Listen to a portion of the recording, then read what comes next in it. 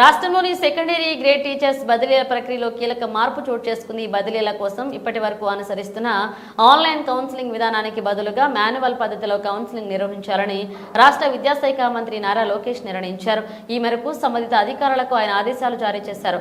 గత కొంతకాలంగా ఎస్జిటి ఉపాధ్యాయుల బదిలీల ప్రక్రియ ఆన్లైన్లో జరుగుతుండగా దీనివల్ల ఉపాధ్యాయులు పలు సాంకేతిక ఇతరత్ర సమస్యలు ఎదుర్కొంటున్నారని పలు ఉపాధ్యాయ సంఘాలు మంత్రి దృష్టికి తీసుకువెళ్లాయి.